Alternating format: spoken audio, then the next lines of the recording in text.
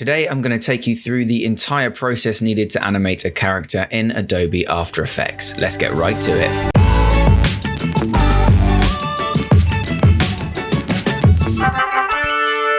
TipTut.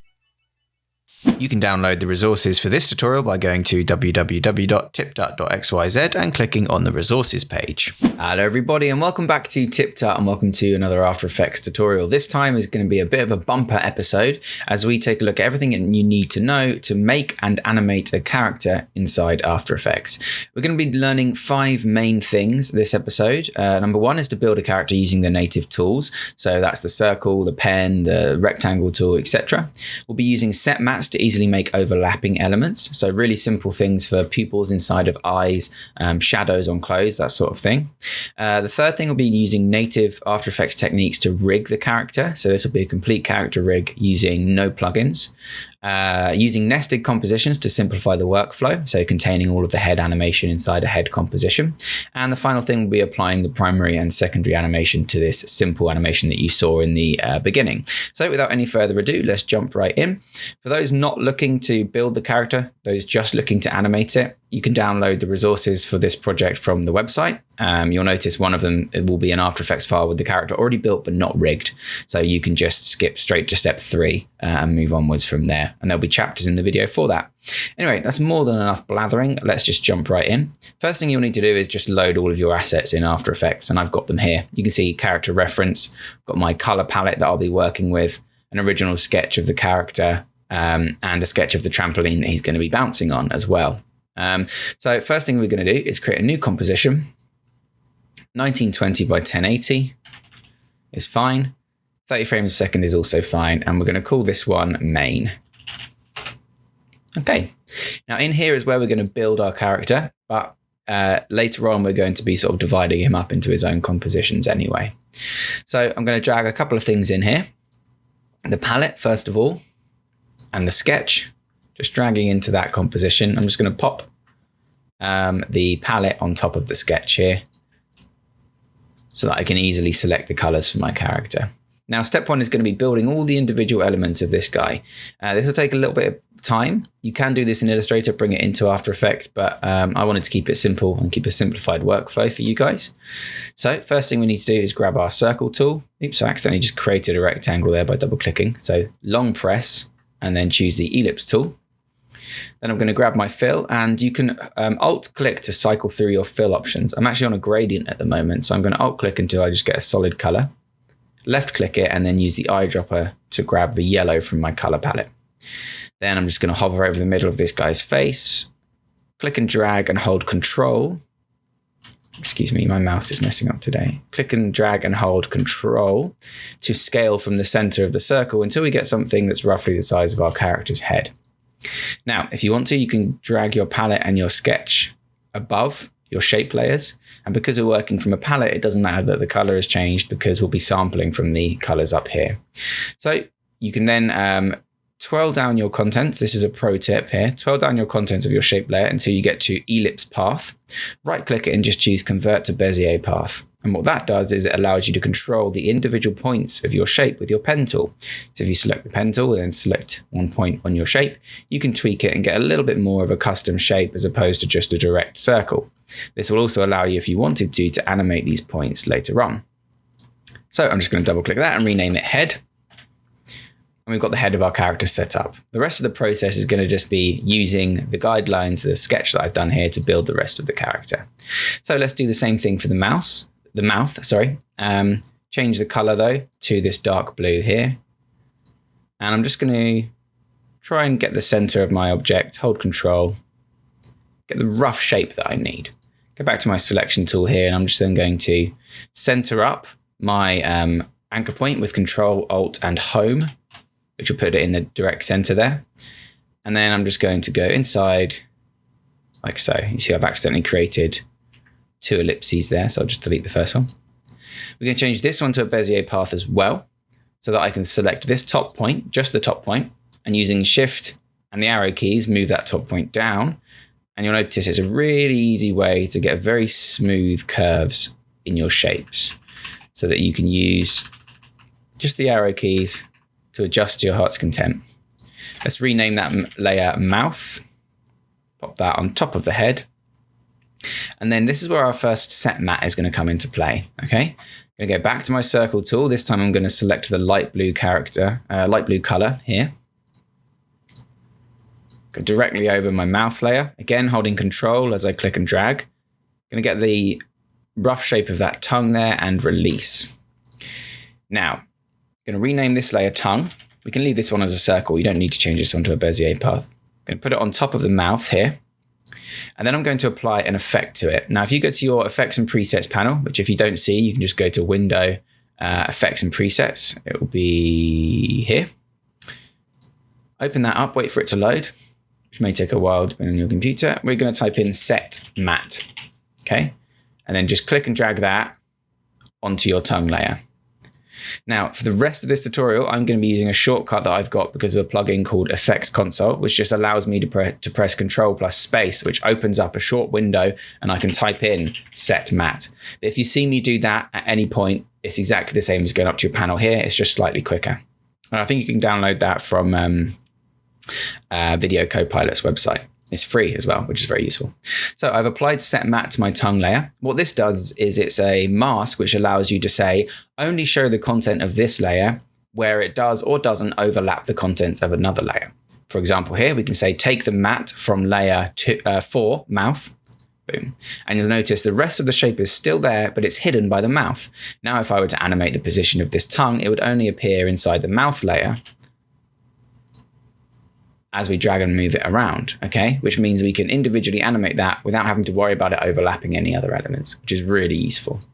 We'll do the same thing for the teeth, but this time we're going to use the pen tool and the white color from our color palette. And I'm just going to draw a rough rectangle, holding Shift here as I click and drag to make the curve on the teeth, and then just left clicking for the rest of these to create a set of teeth. Obviously, his teeth at the moment are above the layer we need them to be. And we can also then just copy the set matte from this layer with Control C, paste with Control V on the teeth layer, and it applies the same thing to the mouth, which is really useful. If we hide our sketch, you can see that our character is starting to take shape. Okay, so let's continue. Let's continue with the features. So I'm just going to grab my circle tool again. I'm going to leave it on white this time because I'm going to be changing it to a gradient color. And I'm just going to make a shape for the nose. Oops, sorry, I keep double clicking because my mouse is old. Just going to create a shape for the nose, which I accidentally did on the mask layer, so we'll try that again. Create a shape for the nose with click and drag and holding Control. There we go. And we'll release this one. This one we will turn into a Bezier path. Convert to Bezier.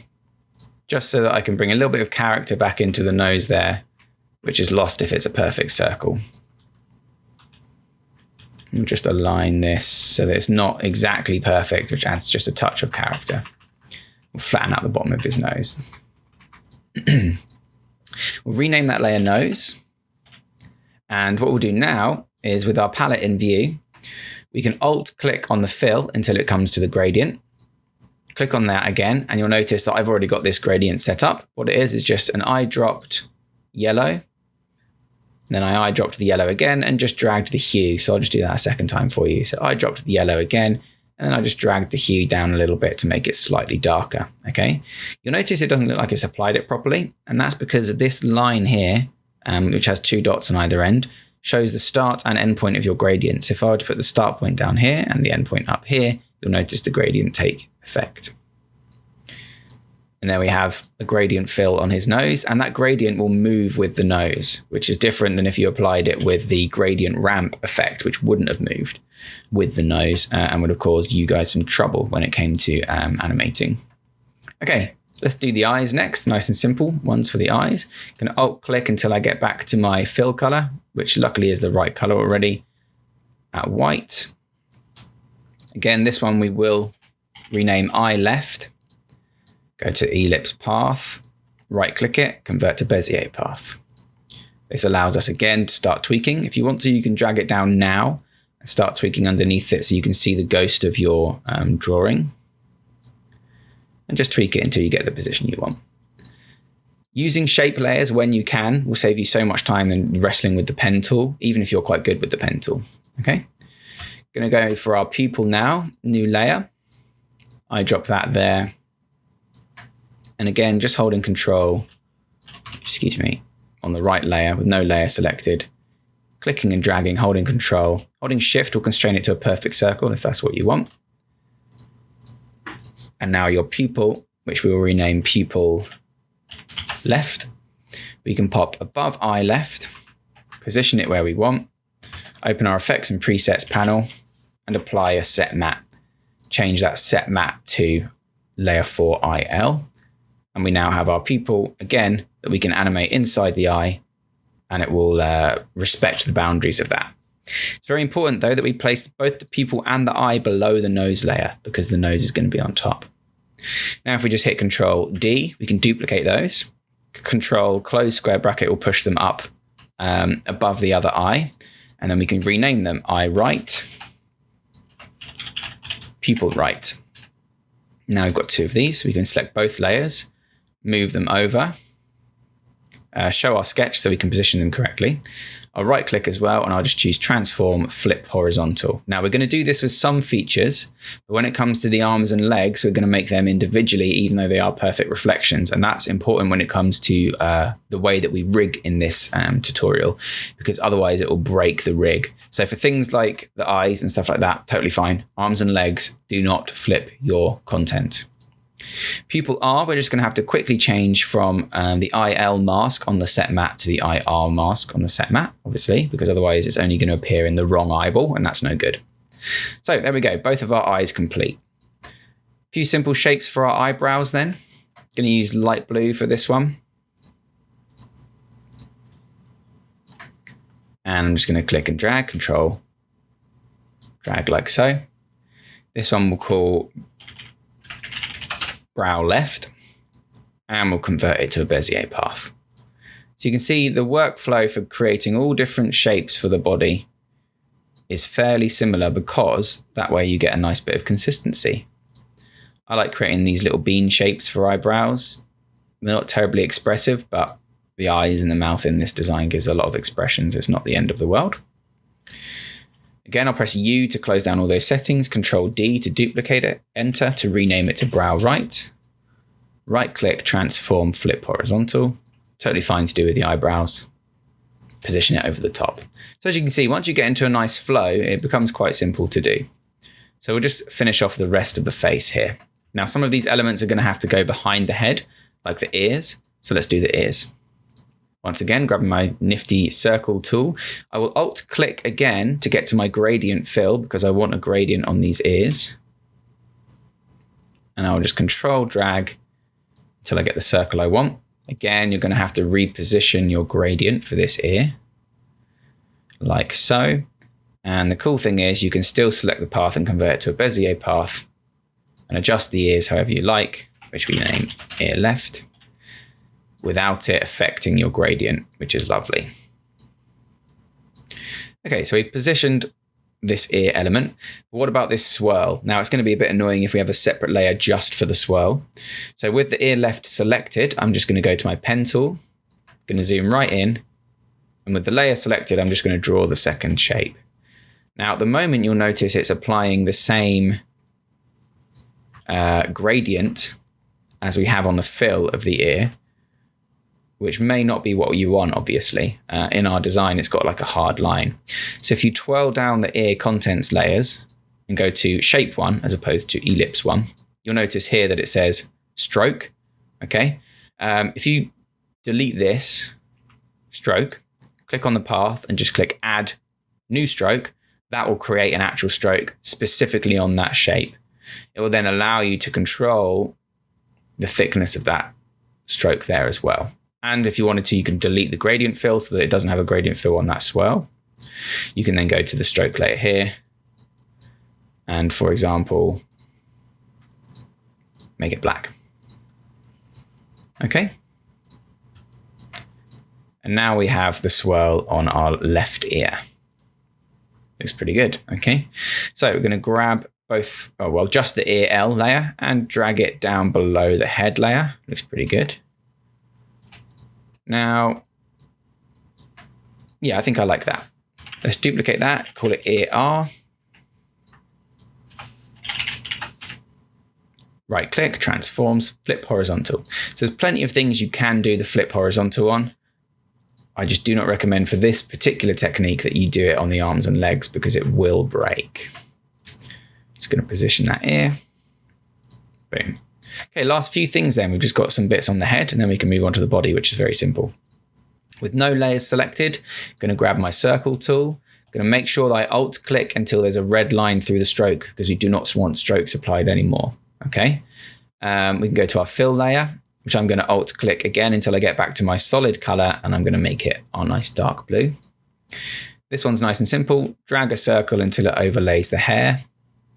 Select your ellipse on that shape layer, hit Ctrl D to duplicate it, move it over. So now I've got two shapes on the same layer again.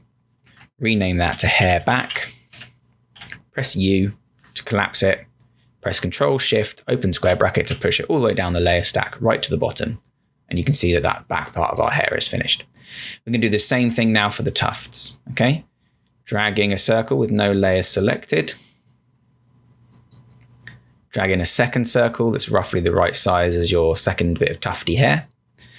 Then on ellipse 2, you're going to go down to transform ellipse 2. So this is not the transform for layer. This is just the transform for the second ellipse. Okay. Then you can go to the rotation here, position it how you like, adjust the position of the ellipse until you're happy. There's your hair tuft layer. So we'll rename that hair tuft.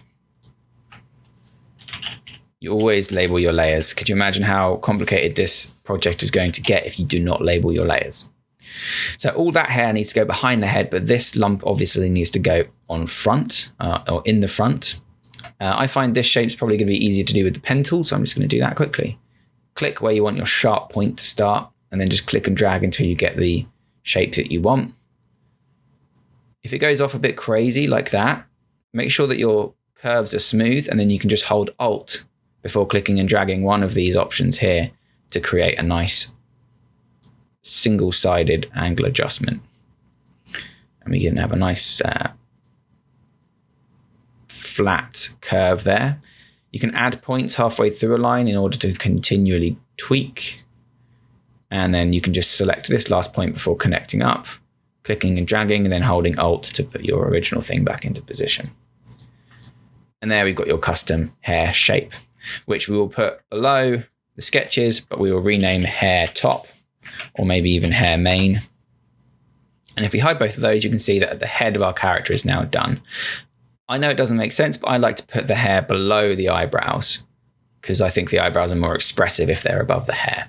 Okay, so that is the head of our character. Very simple. The rest of the body is going to be a similar process apart from the arms and legs. So I do recommend that you keep paying attention. The body you can do quite quickly and quite simply. Okay, we're going to grab a circle tool. We know that we've got if we check our character reference by double clicking, we've got a dark blue t-shirt and light blue shorts. So I'm going to go for a circle tool, control click in the center until I get roughly the size that I want. Rename that body. Twirl down my ellipse, go to my ellipse path, convert to Bezier path. Now this is important.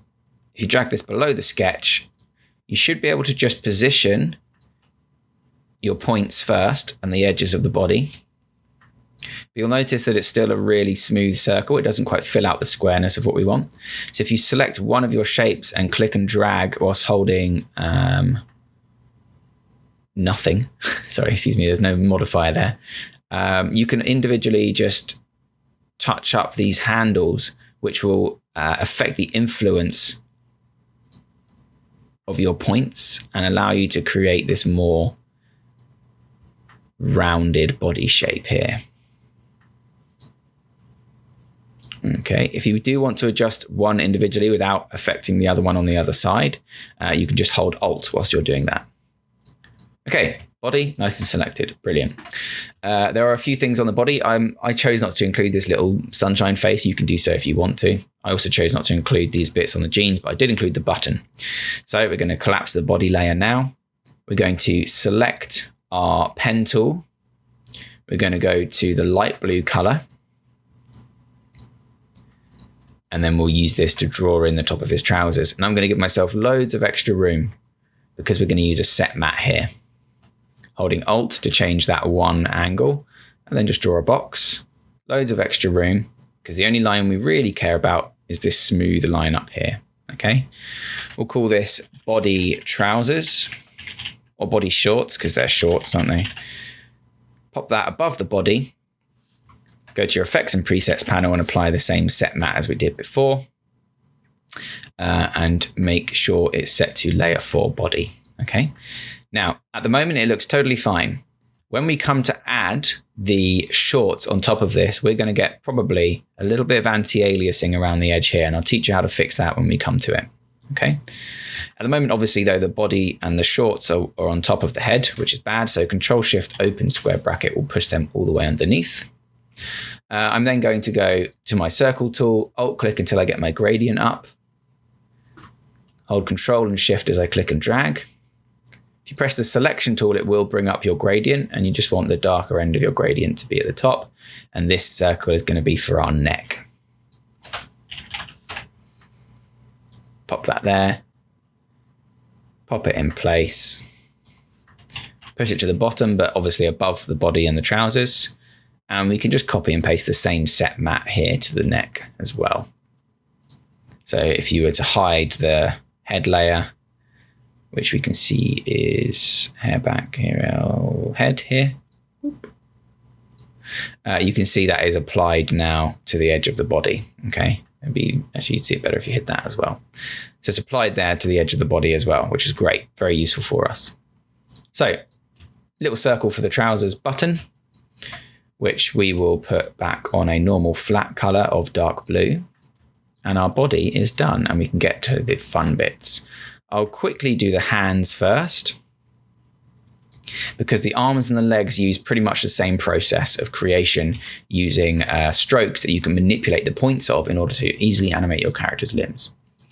So that is pretty much everything done. Let's quickly make the hands. And again, we're not going to flip these hands. If you flip these hands using the transform tool, then it's going to break your character limbs. So do not do that.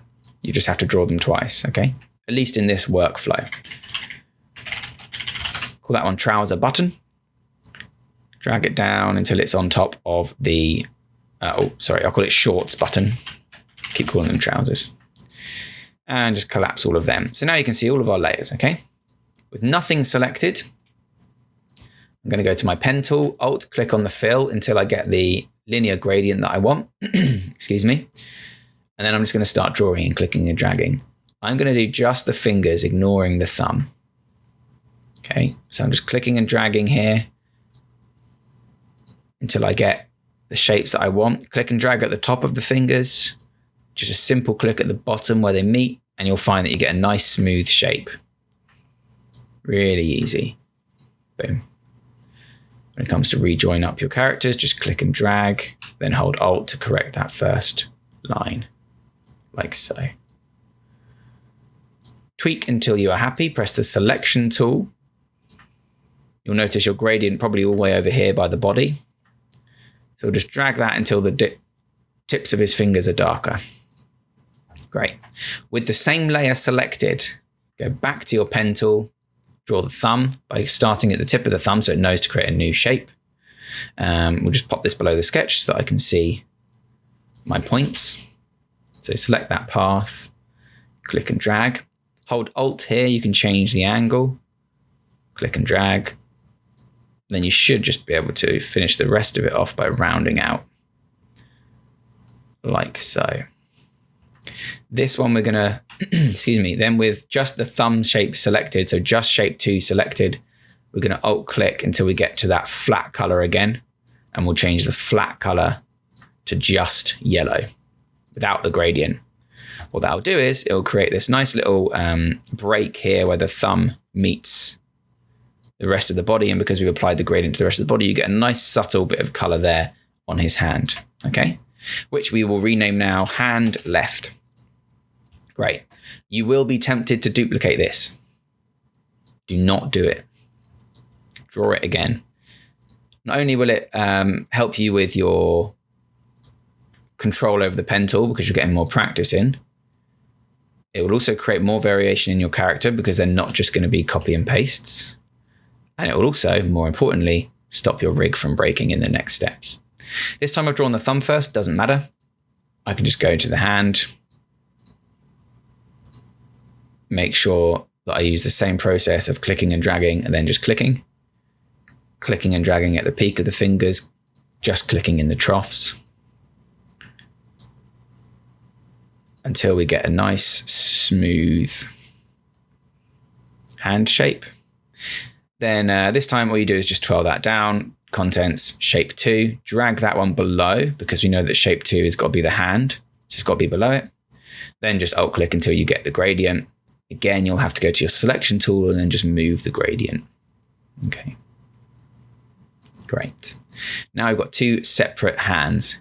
Just reposition that thumb so there's no lump of skin missing. And last thing that we're going to do with just the shape tool is going to be his shorts here. So what I did last time was I selected my rounded rectangle tool, alt clicked until I got my flat color back, which I made sure was on light blue.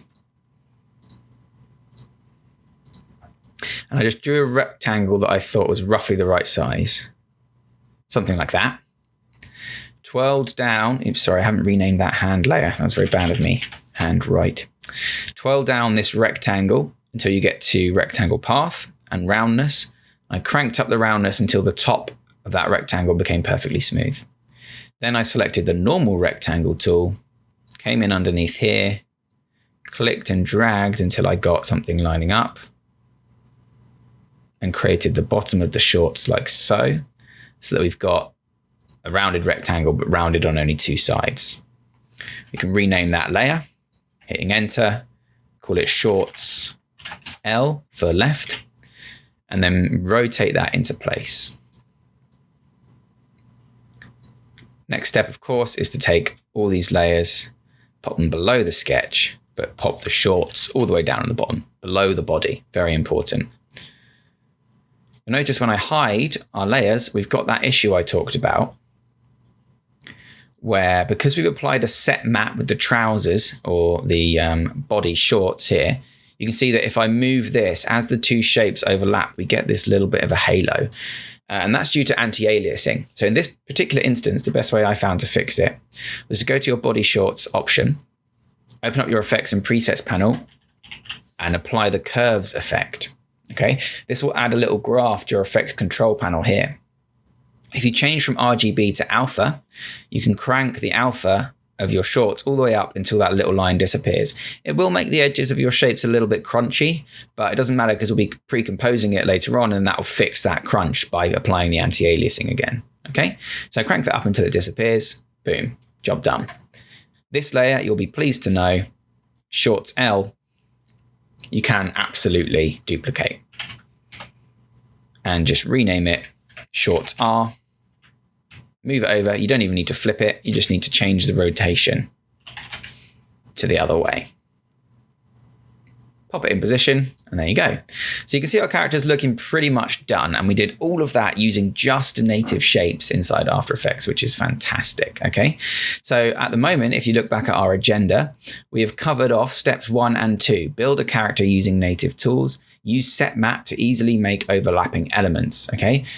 What we're going to be doing next is using native AE techniques to rig the character. So we're not going to go on to the rigging yet, but the techniques we're going to use here are kind of only useful for a rig in this context. So if we go back to our main, we'll be using these effects, these techniques to create the arms and legs of our character. Okay. If you've been following along so far, you'll have no trouble with this next bit. It is slightly more complicated. Don't panic. You'll be able to follow along, no trouble whatsoever. So we have all of our layers here. I'm just going to turn on my palette and my sketch again. Okay. And I'm going to grab, oh, I forgot a couple of layers. I forgot to do his sleeves. So we'll do those sleeves after we finish doing the arms. Okay. So with no layers selected, I'm going to grab my pen tool. I'm going to alt click on the fill until it disappears and alt click on the stroke until we get a solid color for our stroke. Okay. Then I'm going to grab that solid color and I'm going to make it yellow because it's got to be the same skin color. Okay. Now using our sketch, I'm just going to click 3 points for our arm: shoulder, elbow, wrist. Okay. So we're going to go shoulder here. It's close to the middle of this circle at the end of the arm that we can think of. So 1, once again in the elbow, 2, once again at the wrist, 3. Okay. Let's crank the stroke all the way up until it fills the thickest part of the arm. So obviously the wrist here we've drawn slightly thinner. So we could crank it until it fills the wrist, but then the arm at the top where it meets the shoulder isn't thick enough. So we'll crank it until it fits that. Okay, perfect. We'll rename this arm left. We'll twirl it down until we get to the contents, shape 1, stroke 1. Okay. Then we're going to taper this stroke. So we're going to crank the end length all the way up to 100, which is going to make the arm thick at the start and thin at the end. Then we'll crank the end width up until you get a width that you're happy with. One that roughly follows the outline of the drawing that we've done. The last step is to go to our line cap and change it to round cap, okay, which gives us the nice roundness of the shoulders and the wrist. You can collapse that layer, pop it in place below the left hand. And if we turn off our sketch, you can see that it looks pretty smooth, okay? You might want to put it actually below the body too. So let's take arm left and hand left and pop it below the body. This is obviously going to change depending on what your rig is, but for this one, we want it below. Same thing now for the right arm. Get our pen tool. Luckily now it's already set up to be the same width. Shoulder, elbow, and wrist.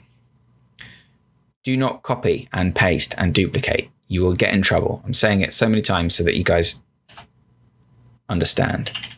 Rename this one arm right, and then do the same thing we just did with the tapering. Okay.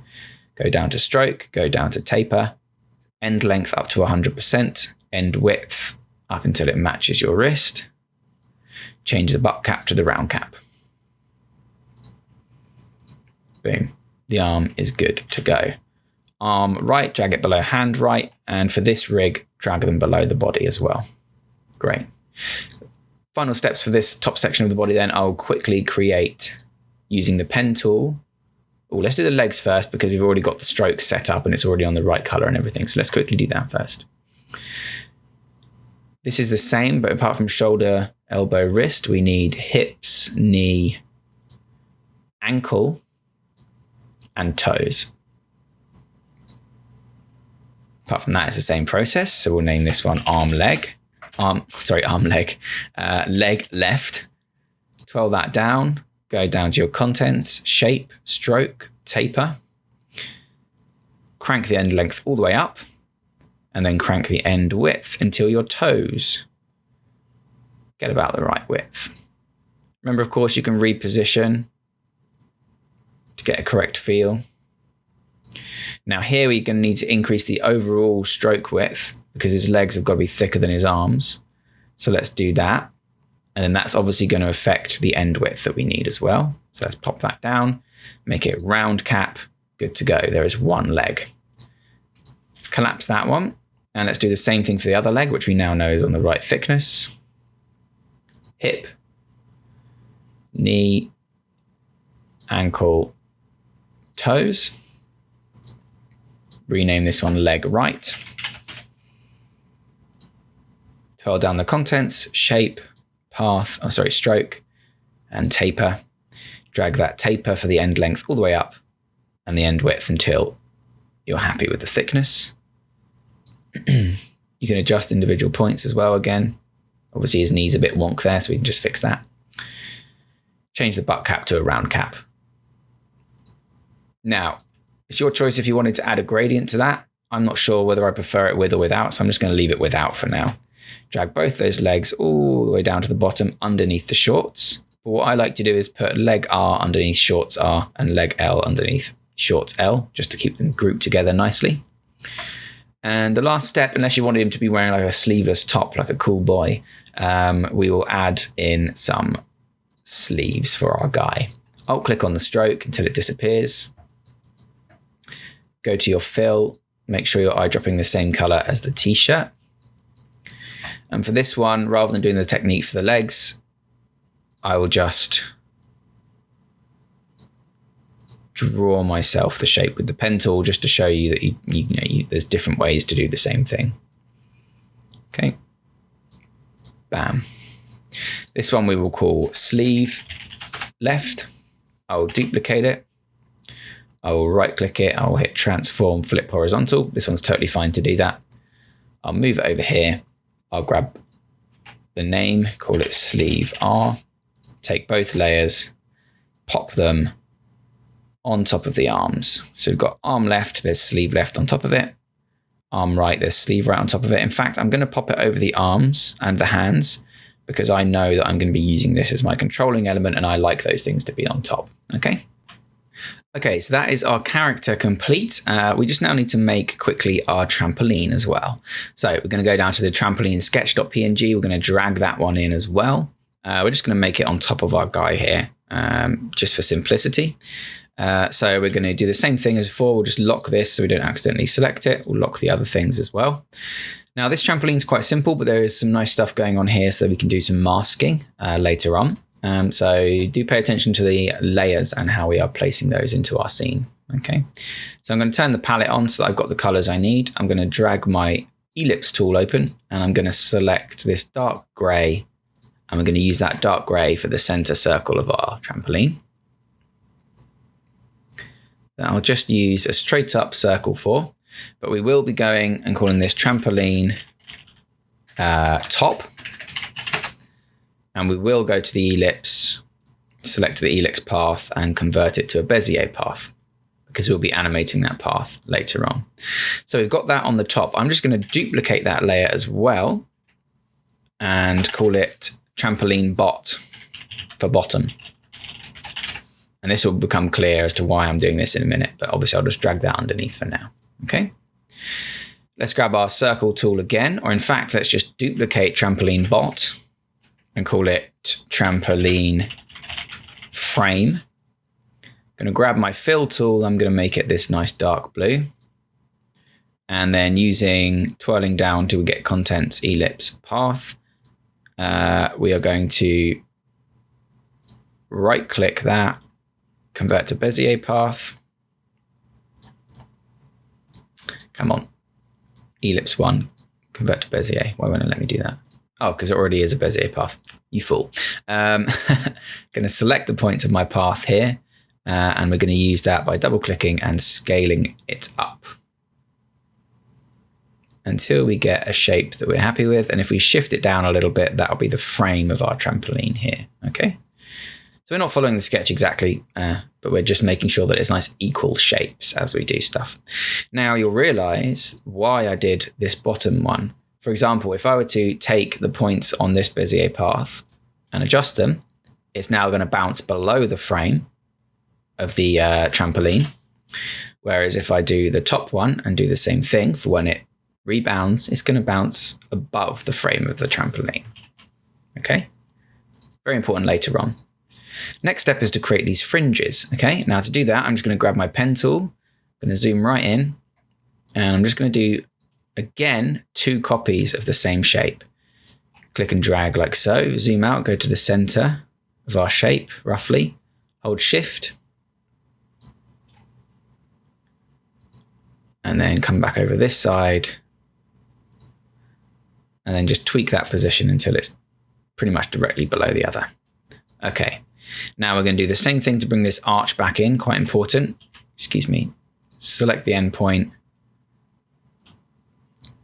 Shift drag just to bring that arch back in so we obviously don't chop off a huge section of that trampoline. Okay, so now this one we're going to call trampoline fringe. Okay, we'll duplicate that layer, trampoline fringe top and trampoline fringe bot. The bottom one, we're going to go to effects and presets panel and we're going to type in wave warp. Now what that's going to do is add a bunch of wavy lines to our shape. If we hide the top layer, we'll be able to see it a bit easier as well if we drag it down. Now you're going to want the wave speed to be 0, otherwise it's going to animate. So if I just leave it on 1, you'll see that it will actually move. We just want the waviness, we don't want the speed. And I'm going to crank up the width until it looks a bit more natural. something like that. Okay, great. Now we're going to take the same shape, the top 2 points, and we're just going to reduce the height a little bit. In fact, we'll take the middle point too, and we'll just reduce the height a little bit, just so it's like that. We'll then take the top part of the shape, so trampoline fringe top, select the bottom 2 parts and the middle one, just until it raises up a bit. Then when we pop this one back in place, you'll see that we have a nice wavy bottom, but a sharp edge to the top, which is very important. It's also important, if you can, to make sure that shape lines up in the middle, like so. So you can either do that by selecting your middle point and just shifting it up until it's roughly the same. Doesn't matter too much. It's going to be moving too quickly for people to notice properly, but there you go. Okay, so there is our trampoline. I think I might add more waves on the bottom by just reducing the width here. That looks a bit nicer. Okay. Now we just need our legs, and the legs are very simple. You can just do them with a stroke. So I'm going to get rid of my fill. I think I chose to do them in dark gray in the demo. So we've got our stroke here. 90 pixels is probably going to be a bit thick, but let's see. Yep, a little bit thick.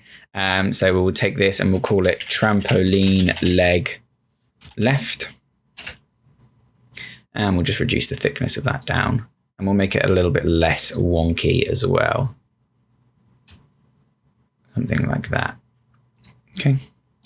In fact, we will just duplicate that inner shape, move it over, right click it, transform, flip horizontal,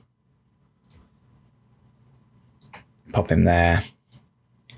And we've got our trampoline legs finished. So we'll pop them underneath the fringe, and there you go. So now we are ready to move on to the character rigging section of this tutorial. Okay, I'm just going to hide this layer, unlock them, and just pop them all on the top. And then hide them all again. So you can see now that we have our trampoline and our character ready to go. Okay, so these 2 separate elements need to be animated separately. So I'm just going to position them here so you can see clearly what I'm doing to each one. Okay, so steps 1 and 2 from our tutorial agenda are now finished. If we go back to our agenda, we've built a character using native tools. We've used setmat to apply the eyes and the body so that it overlaps well. And we've used a little bit of the native AE techniques to create the arms and legs, but we haven't actually rigged those arms and legs yet. Okay, so this next step, number 3, which is where everybody who has skipped the first 2 steps will be joining us. Hello, welcome to the step 3 to 5 of the tutorial. We'll be using what we have built here now to rig our character. Okay, so easy bit first, trampoline. Doesn't need any rigging, not really. So we'll just right click that, choose composition, create composition, so pre-compose. And we'll just call this one trampoline. Move all attributes into the new composition, fine, doesn't matter. You'll notice it will create a composition the same size. If that frustrates you, you can just select your crop composition tool down here. Then just go to crop composition to region of interest. And it'll crop your trampoline to the size that you need. If you press tab, it will bring up a quick flow of your entire project. And you can see now that we have our main composition, and inside that we have trampoline. So if I click main on it again, it will take us back. It will move your composition if you crop it, so just be aware of that. Okay. So we have our trampoline, and now we have all of our separate character elements. Step 1 of rigging this character is going to be making sure that all of your rotation points, your anchor points, are in the correct place. If I were to rotate his sleeve now, you're going to notice it rotates from the center, which is obviously not correct. We'd like it to rotate from where his shoulder is attached to his body. Okay. Step 2 is going to be pinning all of the correct elements to the correct places. So, the elbow follows the shoulder follows the body. And then step 3 will be making our particular rigs for the arm and leg movement. Okay. You may also want to, if your composition is going to get confusing, pre-compose the head too. So I'm going to do that first, use the head as the example, and then we'll go back onto the rest of the body here. So I'm going to select all of my head layers. all the way down until the back of the hair. Okay, I'm going to right click, I'm going to choose pre-compose, and I'm going to call it head. We'll then go inside the head, give ourselves a bit of breathing room for when we animate him with the crop composition tool. Composition, crop comp to region of interest. Boom, we've now got the head. If I go back by pressing tab and main, you'll notice the head moves. And you'll also notice that I foolishly left behind the tufts. So I'm just going to cut them, reposition the head, and paste them inside the head composition. And I think they go down at the bottom, which is fine. Okay, so now we have our head in its own composition. And here we're going to pin all the things to the correct places. For example, the head is clearly going to be the object which drives the motion. Everything else is going to follow that head motion. Okay, so I'm going to make it really easy for myself and make it a red layer so I can clearly see it. I know that the ear, both ears, the back of the hair and the hair tufts are all going to be attached directly to the head. So I'm going to grab my pick quick tool with all 4 of those layers selected and pin them to the head, which means that when I move the head layer now, those layers are going to follow it. Okay. We may want to animate the ears by position or rotation. So I'm going to select them, choose the pan behind tool or anchor point tool. I'm just going to move the anchor point so that if I do choose to rotate these ears, they rotate from a point where it looks like they're attached to the head. And I'm going to do that to the other one as well. Okay. Now what's next? Mouth, tongue, and teeth. Okay. The tongue, pretty much already where I'd need it to scale and animate from. The teeth probably aren't going to be animated. So I'm just going to attach the teeth and the tongue to the mouth. The mouth, however, I'd like it to scale from the top if I do scale it so that the teeth don't move too much. And I will pick whip that to the head. So now when I move the head, with the move tool, the mouth and everything is attached to. Okay. Eye left, pupil left. Pupil left needs to be attached to eye left. Eye left needs to be attached to the head. Okay, makes sense. Pupil is already at the center where it needs to be. Eye also pretty much where it needs to be. Pupil R needs to be attached to IR. IR needs to be attached to the head. The nose should also be attached to the head, but I'm going to use my pan behind tool to position the anchor point down below at the bottom so that if I choose to scale the nose, it scales correctly upwards. Okay. Eyebrows directly attached to the head. Let's see what else we've got missing. Just the hair. Lovely. The hair is very important. I'd like it to rotate from down here near this chunk because as he jumps up and down on the trampoline, it's going to flap. Okay. And we will attach hair mane to the head. If you wanted to, so he doesn't look bald, if that does flap up, you go back to your hair back layer and use a circle tool to just draw in a bit of background hair, which we can then change the position of slightly to get it all centered up, like so. So that if his hair does flap up, he's got some hair behind him at least. Okay, great. That is the head rigged and ready to go. We're going to come inside this project later on and animate it by adding keyframes. Let's hit tab, go back to main. Last step is to take your head pre-composition, grab your pan behind tool and make sure that it is linked at the neck. Now, if I want to animate the whole head, I can just animate this section. Keeps it nice and simple, helps breaks things up, okay? The trampoline, I'm just going to make no color because it's the least important. The head, I'm going to make red, just so you can easily see all of your different layers, especially in a moment because we're about to add a whole bunch more, okay? The neck.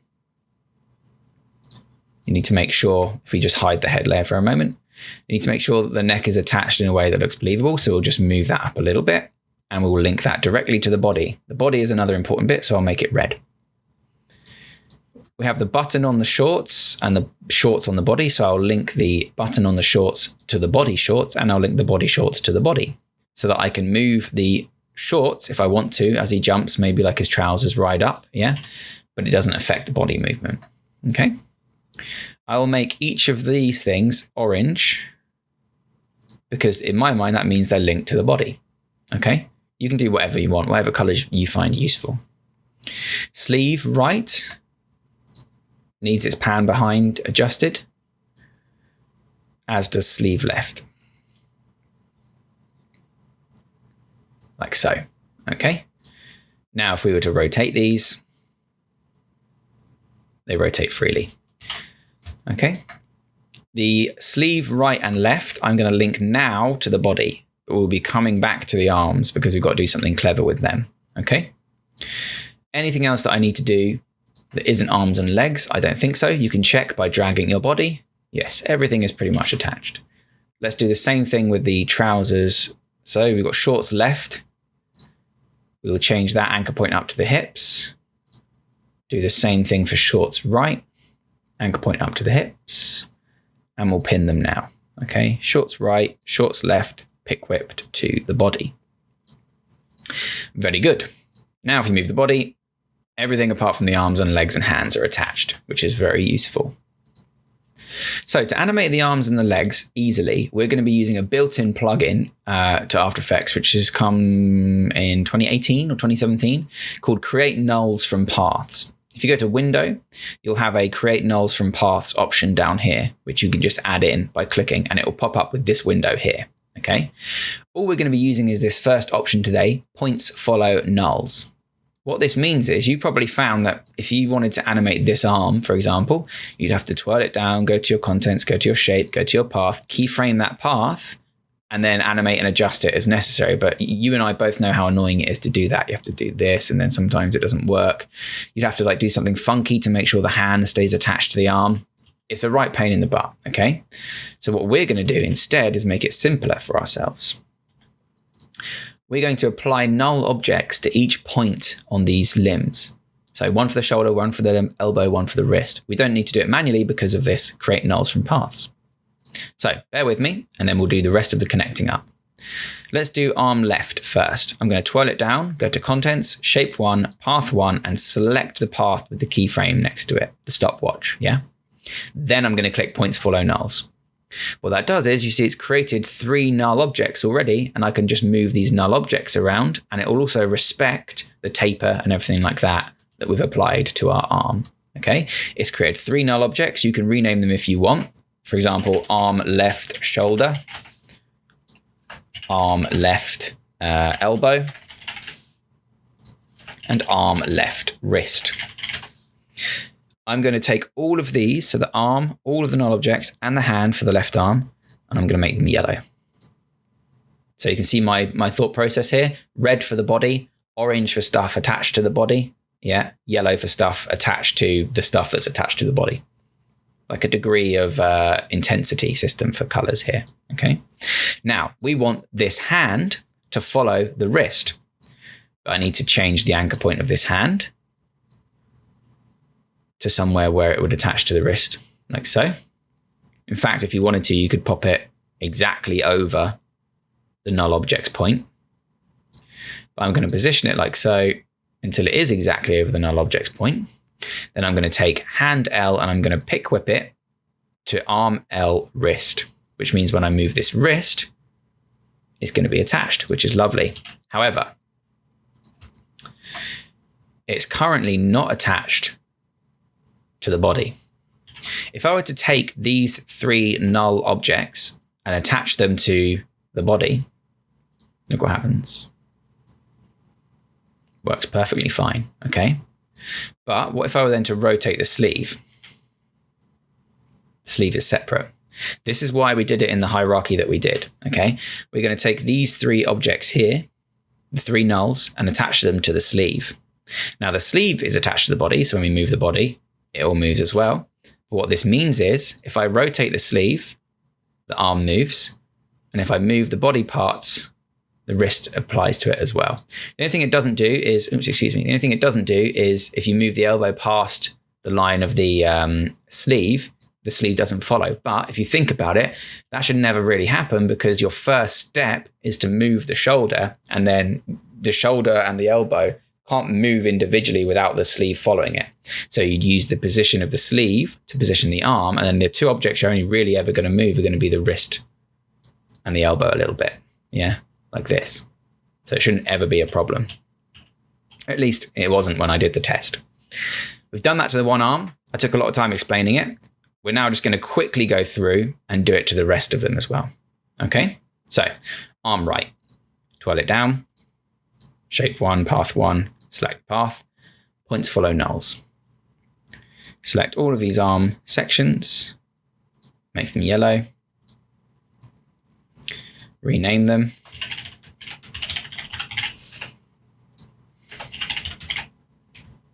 Elbow, wrist. We will then connect these 3 to the sleeve, which should also be yellow. We will connect hand R to wrist, and you can check they work by just moving those null objects about, which it does, and by rotating the sleeve, which it does. Awesome. Quickly do the feet then. Leg L, contents, shape, path, points follow nulls. Now we've got 4 here, yeah? Leg L hip, leg L knee, leg L ankle, and leg L toes. Select all those legs and the shorts. Now the shorts are attached to the body, so we'll make them orange. Okay. Do the same thing for leg R now, but first what we need to do is go to shorts L. That's definitely attached to the body. Attach all of these points of leg L to shorts. Now you'll notice that the actual stroke layer is not attached, but it doesn't matter because we've attached the nulls, which are then attached using that plugin. So it will move, even though technically leg L isn't attached, but the null objects are. So that's all that matters. There's no hand, obviously, at the end of this one. The toes are just another point rather than a separate element. So we can go to this layer here, leg R, twirl it down, select the path, points follow nulls, leg R hips, leg R knee, leg R ankle, and leg R toes. Select all of those, make them orange, and I'm making them orange rather than yellow because there's some yellow right next to it. Okay. If you wanted to, for clarity, you could just make this a completely different color, maybe like fuchsia and dark green. You know, if that helps you, you could then take, you know, one of the other arms and make that a different color as well, like seafoam. And then you can clearly see where each chunk of body starts and stops, which is the most important thing. Okay, fit. Now we have our character. You can check that he is correctly rigged by grabbing your body layer, moving it about. So you can see that I haven't done it correctly because the head is not attached. So the head needs to be pick whipped to the body. And leg R, which is actually shorts R, is attached to the body. All of these bits aren't attached to the shorts. So now if I grab my body and move it around, the whole character moves, which is fantastic. Okay, so that is now rigged and ready to go, ready to be animated. So you can see from our agenda that we have now finished step 3, use native AE techniques to rig the character. The next 2 steps are going to be nesting the comps to simplify the workflow and then animating this thing. So let's jump right into it. Back in our main composition here, I'm going to pre-compose the entire character. Okay, so select all of the character layers, including the head, click pre-compose, call it character. Boop. We're going to then double click inside that, use our region of interest tool, give him a bit of breathing room because remember we are going to be animating him, and crop that composition to the region of interest. Now if I go back up a layer, I've got my character in one composition and my trampoline in another. Okay. Now, at the moment, our main composition is the wrong shape. So we're going to go to composition settings and we'll make it a bit taller. Let's make it 1080 by 1920. So it's a portrait composition. Choose fit so it glues itself in space. And let's just roughly position our elements. So you can even scale up the trampoline a bit if you want to. You can go to align, make sure it's directly in the center, like so. And we've got our character floating in midair already. In the pose, he's going to be at the top of his arc. Okay, so the nesting of compositions is pretty much already done. We're not going to nest it anymore. So we're now just going to jump straight into the animation. But the first step that we need to do is make sure that obviously when our character bounces on the trampoline, at the moment he's behind it, which is no good. You need to pop him on top of it. Okay, but obviously as he bounces and stretches here, we're going to animate the trampoline sinking. We need to make sure that he disappears into the trampoline because he's currently on top of it. So we're going to select our pen tool. We're going to get rid of the stroke. We're going to get a fill. Doesn't matter what color. So I'll make it a nice bright white. And I'm going to draw a line that roughly follows, if you remember, this curve on the trampoline. If this keeps happening to you where it goes low resolution as it's trying to process, you can turn off adaptive resolution and it will keep the end quality. Okay, I accidentally closed our shape there, so I'm just going to drag down until I've got a shape that fills the bottom half of the screen by adding points and just clicking and dragging out. We're going to take this shape and just rename it mask. Pop it above the character. Then on our character layer, we're going to do something similar to set map, but we're just going to use the simpler track matte and just use track matte alpha inverted map mask. What this means is don't show the character when it overlaps with the mask layer. And then obviously as we make our guy bounce, boing, boing, boing, boing, boing, boing, boing, he'll just bounce into the trampoline. Let's position him back up in the air. And we're good to go. Okay, so at this point, we're ready to start animating. Right, so the first thing that we're going to do is make sure that we can see our main composition whenever we're animating inside our interior compositions like the head or the trampoline, okay? To do that, we're going to go up to our composition viewing window here. You'll notice it says composition main. I'm going to click where it says main and choose new comp viewer. What that will do is split my viewpoint here into two composition views. I'm going to crank one so that I can see the full version over here. And you'll notice now that if I were to say, click on trampoline, one of these would change. Now, the wrong one has changed at the moment. This might happen to you. All that means is you just have to lock your layer. So if I go back to main and I lock this viewpoint, when I change now, it will not change. It will stay on the main viewpoint. So you just unlock the larger one, whichever one you want to work in. And then if you change into your compositions there, you'll see the main preview here. Now, this won't animate or won't preview, for example, unless you go back to your main view and play from there. But what it will do is if you click and drag and release, it will show the updated frame. So when we move our character to sync in, and say, for example, I then go into his head and I move his nose, you'll notice that the nose will update. But if I were to animate this nose going back and forth, it wouldn't animate here when I hit preview. Just something to note, nothing's wrong or broken, okay? It is useful, however, to see the overview main of your composition. So do so, set it up, and you'll be ready to go. I probably don't need 30 seconds. I'm just going to put it down to just say 5 for now. So I'm going to go to trim comp to work area. So that was just N there to shorten it up. Trim comp to work area gives me 5 seconds of my main composition to work with. Okay. First thing I'm going to do is just animate my character just bouncing up and down. So I'm going to grab my pan behind tool. I'm going to move the center point or the anchor point to his belly button. Then I'm going to bring up my position keyframe and I'm just going to keyframe here, move to 1 second. I'll keyframe him sunk into the trampoline. 2 seconds. I'll just copy that previous frame and paste it. Then I'll take both these frames and go to 3 and 4 and paste them again. In fact, I think that pretty much means that I'm going to need 4 seconds because that's plenty of bouncing. So I'll trim the composition to 4 seconds. Okay.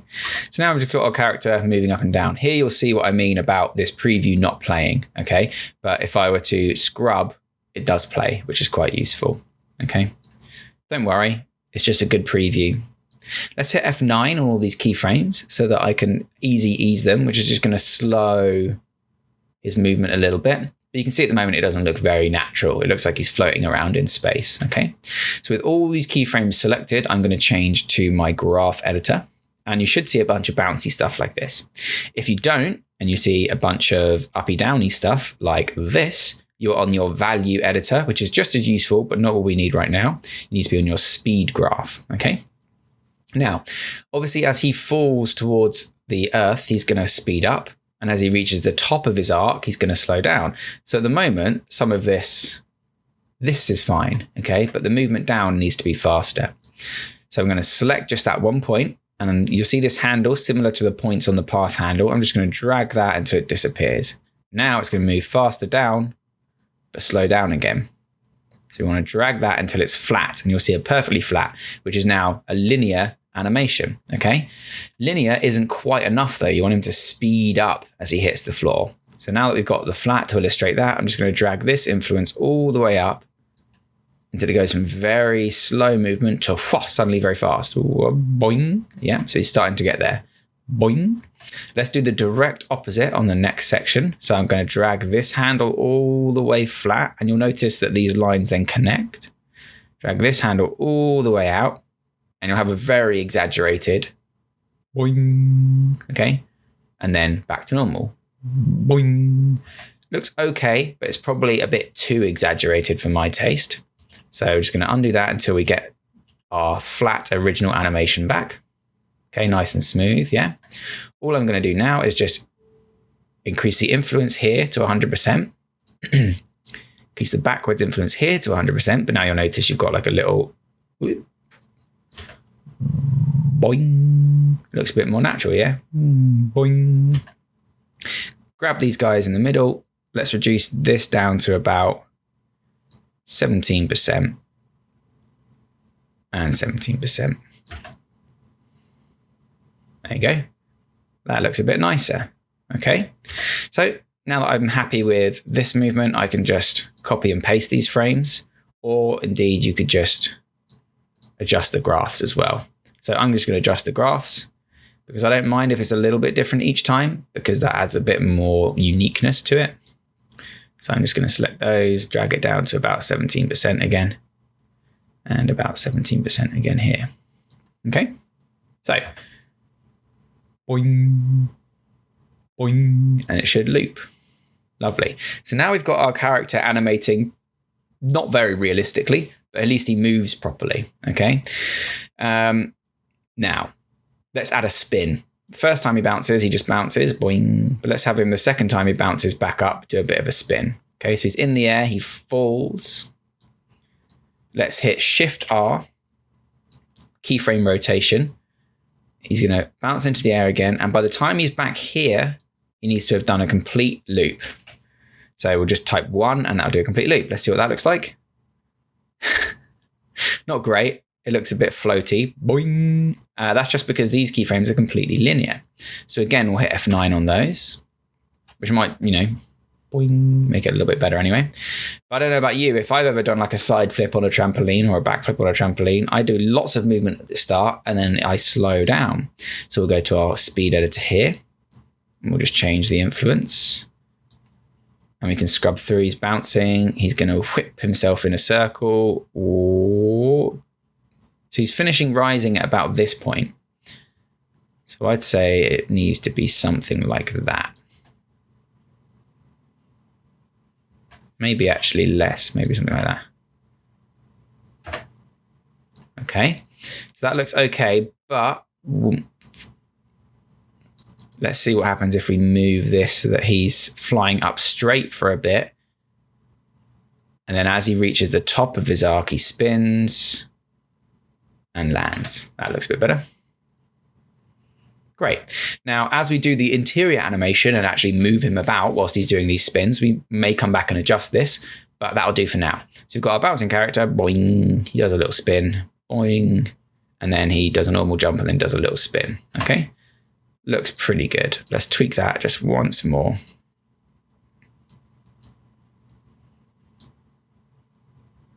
So it's a bit less intense. Yeah, nice. Okay, so there is our outside animation pretty much done. Let's go down a level. Now, there's a reason I've done this so equally. You'll notice that the trough, so the lowest point, and the peak, the highest point of each of these animated segments is on a second. So I know that when I'm inside, I can just go to a second in. These are currently 30 seconds long still. So let's go back to 4 seconds, hit N, trim composition. When I'm inside character, for example, I can go to 1 second here. My main will update, I know that he's at his synkiest point. I can do some animation, I can change his pose. Yeah, that'll update over here, and I can see easily where he is in that position. So the way we're going to do this is you might do it using hold keyframes to do your key poses first, but this is such a simple animation, I'm just going to try going straight ahead and see what happens. Okay. I need to think about everything that I want to happen to my character, and you want to think in broad strokes first. So if you're happy with this initial pose, then what are you going to move when he's sinking into the trampoline here? Okay. Well, first of all, as he sinks into the trampoline has to update, but we'll worry about that in a minute. But secondly, his legs are going to come together when you're on a trampoline. You have straight legs as you hit the trampoline. You might bend them for a second and then launch yourself off again. Okay. But if you've got soft legs and you hit a trampoline, you're just going to sink into it. And that's what happens. That's how you get off. Yeah. So I'm going to need position keyframes on all my null objects. I'm going to need rotation on some of the sleeves and legs and things like that. So the best way I find to do it is for the first position, just go to where you want your first position to be. Here, for example, and think about it. Right. When he's sinking, what's going to happen? His arms are going to be up as he's falling down. And then as he hits the trampoline, they're going to snap downwards. Yeah. His head's going to snap downwards too. So let's go to the start of our animation. I'm going to grab everything I need. And I'm just going to hit P for position. And I'm just going to position animate pretty much everything. Okay. Then I'm going to go to 1 second in. And I'm going to hit position keyframe again. If I don't change these, doesn't matter. But if I do change them and I didn't have that first position keyframe, then they would start in this position here, which is no good to us. Okay. So let's think about the simple things. Let's do his legs. If you grab his right leg, let's grab his trouser leg first. I know that this leg needs to be more together, so I'm going to need rotation on these shorts. So I'm going to hit Shift R, which is going to bring up rotation. I'll keyframe that. Go back to the first frame, keyframe there. Then I can just twist that leg inwards a little bit until it's a bit more straight. Okay. Obviously, I need to do that to the other leg as well. So I'll select that leg, Shift R to bring up rotation and position. Go back to the first keyframe, keyframe it. And you'll notice here that this short's leg is now on -3. So I'll just put this one on +3, which will make it exactly the same. Okay. But now you'll notice his legs are a little bit squiffy. Okay. So I'm just going to move the position of that. Maybe you can move the position up a bit too to simulate that squishing. Now the edges of his shorts are nice and neat. Okay. I'm going to use my null objects, which I've already got position keyframes for, to just move his legs in a little bit. Even though you can't see them now, you will see them moving into this position. Yeah. That leg's a little bit higher than the other, which isn't necessarily a problem, but I think it looks a bit weird in this one. So I'm going to go to leg R, which I know is pink. Shimmy him down a little bit. Okay. So at this point, he is at the lowest point of his animation. So this is after he's hit and his arms have snapped down. So what I'm going to do is I'm going to position these keyframes here. I'm just going to snap. Excuse me, I've accidentally moved his thing there. Snap those arms. Oops. First though, I will just rotate his sleeve. That's what I should have done first. So I'll go to sleeve L, rotate. So Shift R to bring that up. P, Shift R. Back to the first frame. Keyframe it. Now his arms have snapped into position here. So I'll snap that one down. Then I will come in and just tweak his elbows a little bit. Okay, his hand looks a bit squiff, which shows to me that I need a rotation keyframe on his hand here too. And on the first one. And then here we'll rotate it like so. Now this arm probably needs to do something similar. So let's go to sleeve R.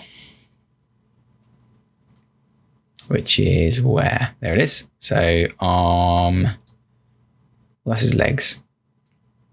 Here. So now I can see that I don't like this color because it's not easy enough for me to see. So I'm going to change it to something like pink. Probably a bit easier for me to see. Sleeve R, we will rotate that. So Shift R. Keyframe the original frame. Go to this one. Squish it. I'm going to rotate the hand now because I know I needed to.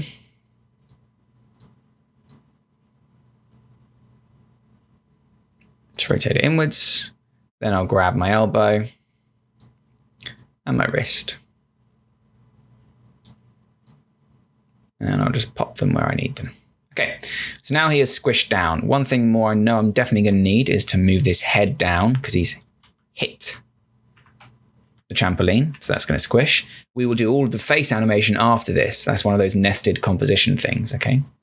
So now we've got him doing the following. That's all it is. It's kind of just squished down a little bit. What I didn't do, obviously, was keyframe his head position, which was bad of me. So I'll just add that in. So now at the top of this arc, he's probably going to be a little bit higher up anyway. So we've now got his head coming down like so. But at the lowest point of his arc, a few frames before that,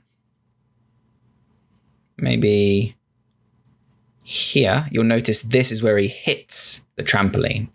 So this is where that action is going to have to take place mostly. Okay, so we're going to keyframe everything we've got here.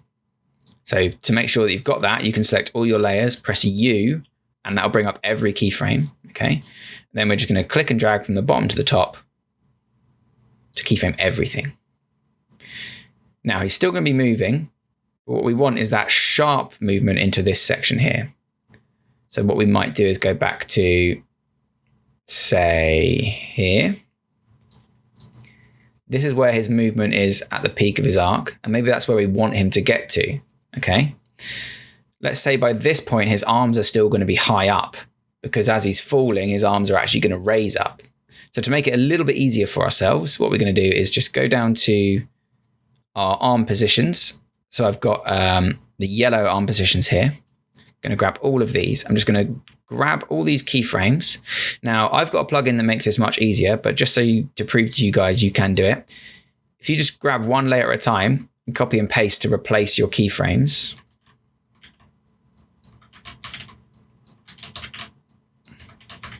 Okay, you can change the position of your arm to its original position. Okay, like so, really easily. What I'm going to do, however, is I've got a system that allows me to select multiple layers and just click this clone button. But that does exactly the same thing as copy and pasting, so don't panic, okay? As he falls through the air, though, his arms aren't going to come together like this. As he's falling down, his arms are going to rise up. So now we know that this is the original position that it was in. I'm just going to take my sleeve layer here, sleeve L, which is still blue. I'll make it yellow. And I'm going to rotate it all the way up. Then his arms are raised, yeah? Going to grab this center keyframe, give him a bit of a bend in his arm. Because we've already keyframed all of these things, we don't need to do it again. Okay, so now his arms are falling. Boom, and then they snap down as he hits the trampoline. Okay, let's do the same thing with the other arm. So I can see they're all pink. So I'm going to select all the pink stuff. Okay, now you can copy and paste these individually, but I've got the thing that allows me to just go clone. And this is Motion V2, fantastic plugin, but again, not required, just easy. Now you can see that's in its original position, but we obviously want it to be in a similar position to this other arm. So I'm going to raise that up. So I can already see that that elbow is kind of tweaking out of the sleeve there, so I'll just fix that. And we'll do the same thing, we'll move this. We don't want it completely symmetrical, so maybe what we'll do is just leave this arm a bit further out and a bit further to the right, just so that he's not a completely symmetrical looking character, because that's kind of boring, right? So now he's all the way up in the air and his arm snaps down, his legs snap together. As he falls though, I would say he does bring his legs together and in anticipation for this point, okay? So let's fit that. Let's go up a level back to our main. And now boing, we can see that that first bit up to 1 second is animated pretty well. Boing.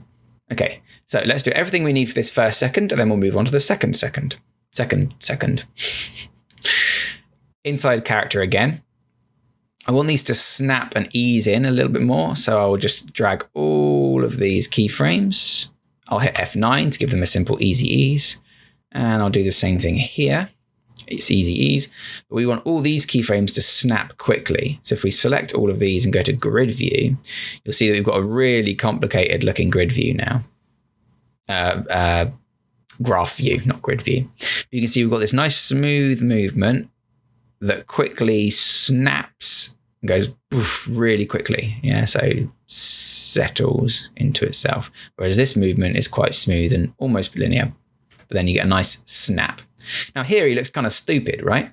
He's just kind of flopping all about. But that's the beauty of nested compositions. In the main composition, all that connected animation makes sense contextually, okay? So let's go inside his head and do some nice secondary animation for that section. We know that now on 0 frames, 30 frames, or 1 second, and 27 frames, we've got keyframes here. So I can get inside my head, which again is 30 seconds long, so I'll reduce it to 4. We know that we've got keyframes here, and keyframes here, okay? So let's collapse all these layers. I don't know what I'm going to need animation-wise for this one. I'm probably going to want position on the head, rotation on the head as well. Again, I'll just change the center point of that head there. So I'm just going to do something really simple, position on all of them, like I did before. Now this is at frame 27. Position on all of them at 1 second and position on all of them at a fraction of a second. Now, if you're really clever, you'll offset this a little bit because the head is being dragged by the body. So I'll actually react a fraction of a second later than everything else. So maybe you position your sunk keyframes, your impact keyframes to a few frames after. Okay. So at this point in the animation here, he's at the top of his arc. Okay. So the top of the arc, I probably want it to be in this pose. As he starts to fall down, however, we need him to definitely look down where he's going. So we'll move both those pupils so he looks less derpy. Oops. We'll move this one and this one as he starts to anticipate. As he's falling down too, you might want to scale his nose a little bit. So I'll grab my scale keyframe. I'll pop in keyframes everywhere that I have them everywhere else. Yeah. So we've got 3 keyframes. I'm going to unlock the link here so that I can stretch this nose out quite comically. So now as he's falling, his nose is going to stretch.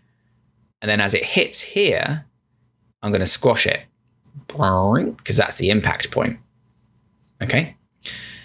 As he hits as well, let's say his eyes are rocketed even further down. And let's say if we shift S for scale, his eyes squinch shut a little bit too. Okay.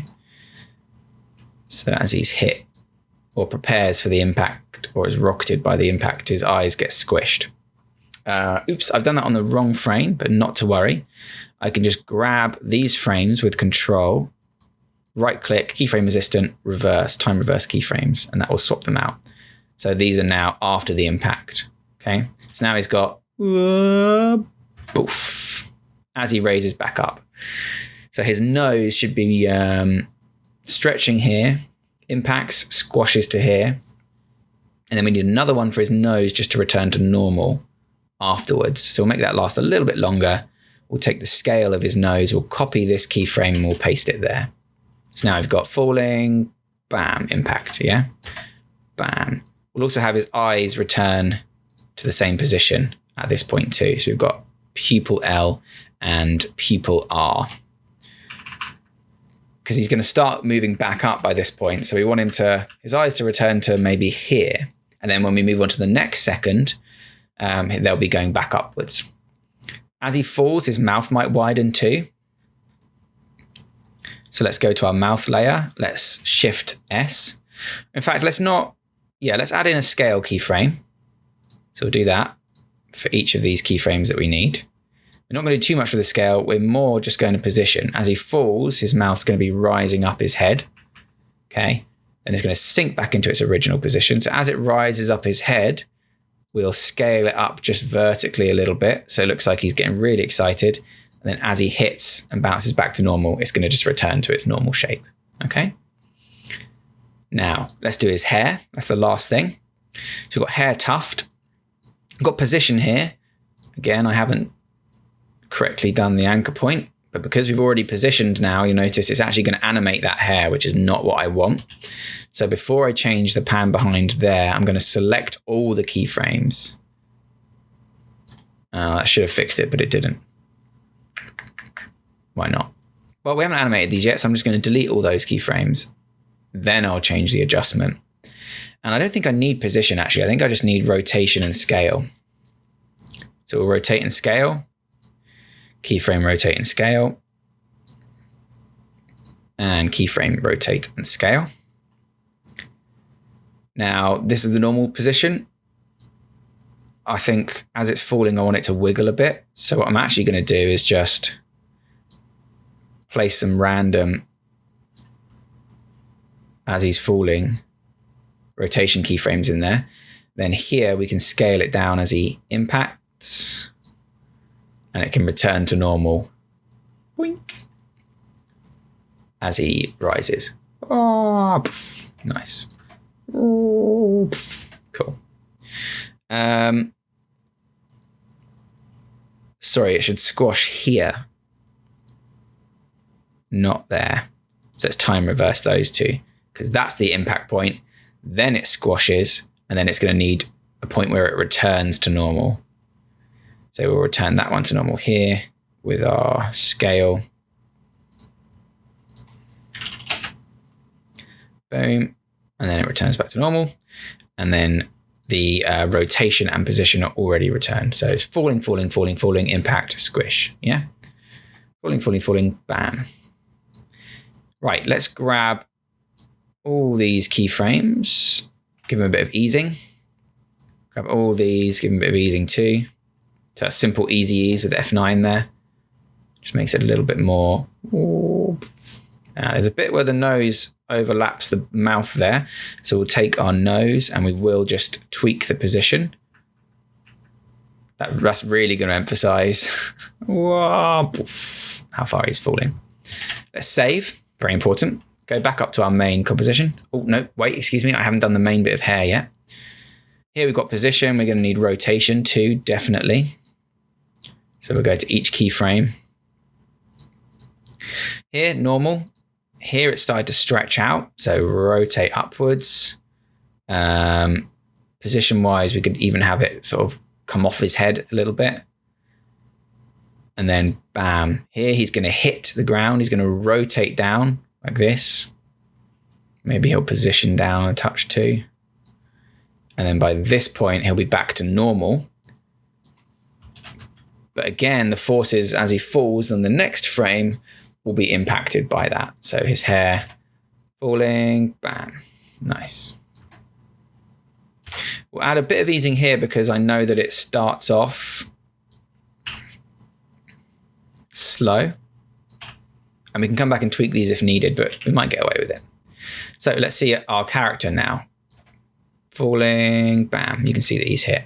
Now his legs, his body doesn't look like it animates too much, but that's not a problem because you'll remember that he sinks into our section here. So now you can see that the hair here is still lifted because we offset that head animation. So this happens after the impact point, okay? So there's no keyframes here, but it does continue to animate. If we go back up to our main layer, you'll notice it continues to animate by rising. So as his hair squishes and settles back to normal, he's already beginning his next jump. So remember, we've only animated the first second. Let's watch that.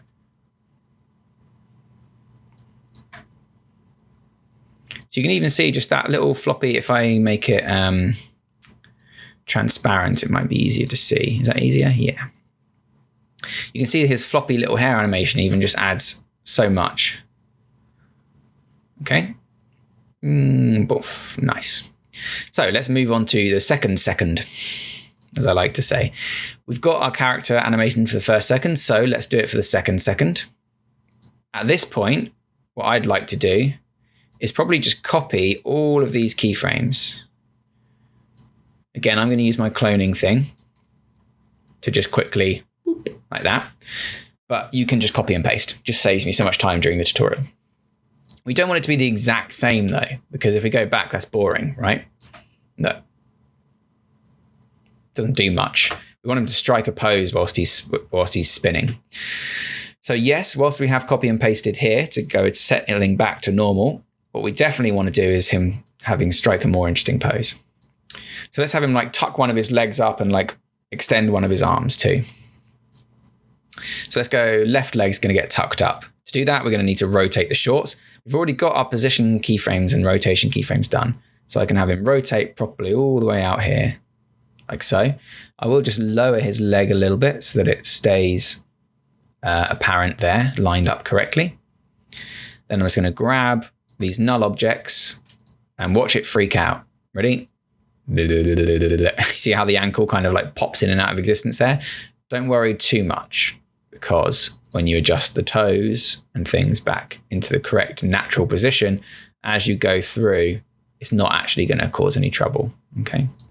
Notice I've accidentally made his foot a bit too short there, so we'll fix that.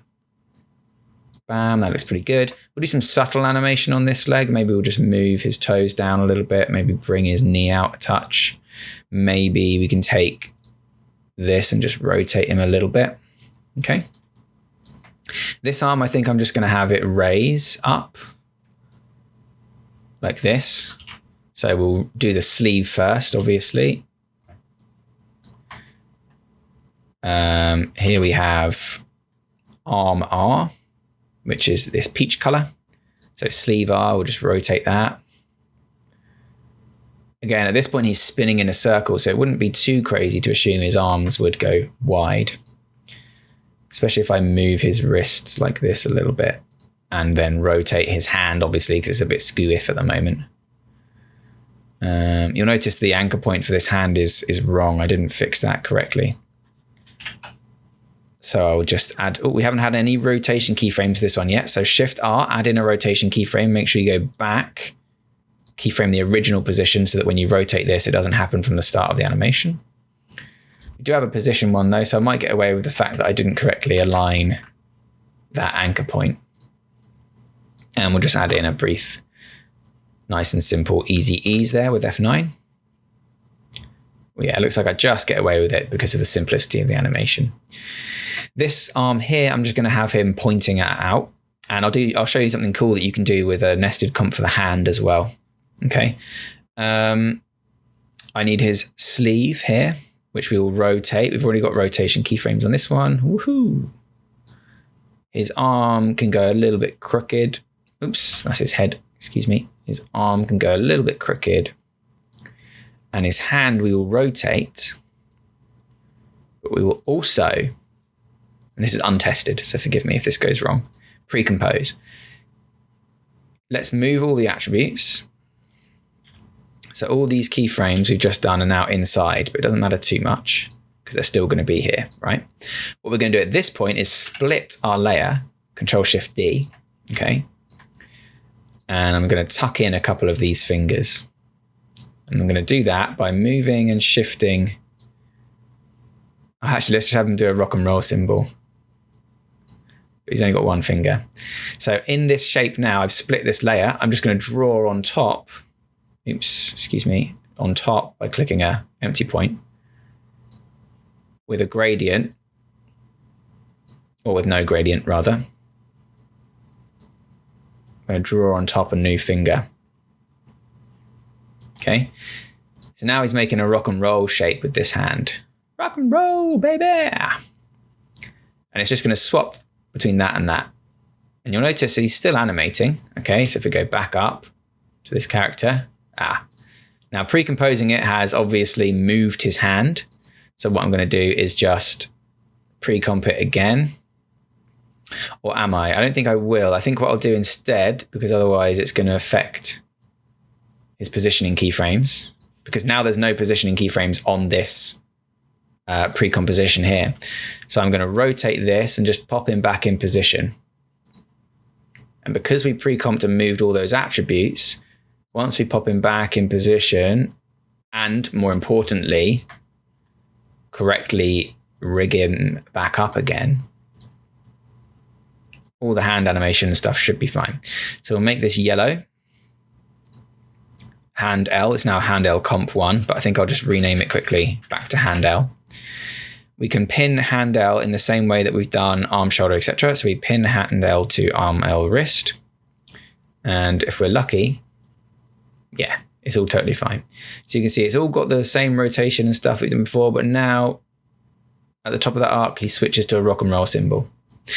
And if we go inside hand L, because we split that layer, these keyframes are still here. So if we choose that maybe at this point, we want him to go to rock and roll, we can just adjust those layers. So he's going to turn normal symbol, rock and roll symbol.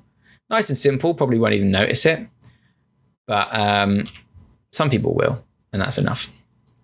So he's rising back up. His hair has done a floppy bounce.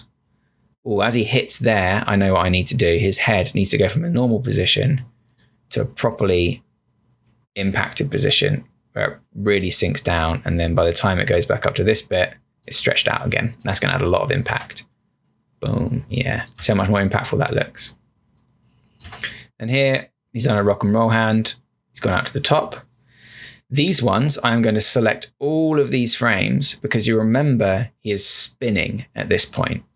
Okay, so I have all these frames selected. I'm going to go to my graph editor. You'll notice that they're perfectly smooth at the moment. I'm actually just going to drag all of these. Oh God, undo that, excuse me. Just select this last point, drag all of these until it looks a bit more that the peak of this here is the peak of his spin. So where is the peak of his spin at this point? Probably, I'd say about there. So again, we'll just shift that like so that his fastest movement is happening along the same lines as the peak of his spin. So bounce, posing, spinning, and then he's going to come back down and land again. Now, as he comes back down and lands again, he needs to be moving back into that original position. But before we do that, we need to go inside and do the animation for his head. Okay, so now we've got landing, coming back up to normal. Now this should be at 2 seconds exactly. He is at the peak of his movement here, okay? But because we offset it by a few frames, I think it was 3 frames. 1, 2, 3, yes. We go to 2 frames, 1, 2, 3. This will keep the same rhythm, make it feel really bouncy, yeah? And we'll just keyframe everything. So this is the next peak. So as he's spinning this time around though, his hair's, which direction does he spin? Let's see. So he spins, yeah, he's spinning upwards, you can see there. So his hair and everything like that is going to get pushed into the spin. So this one's nice and easy actually. This just needs to rotate as it's pushed into the spin.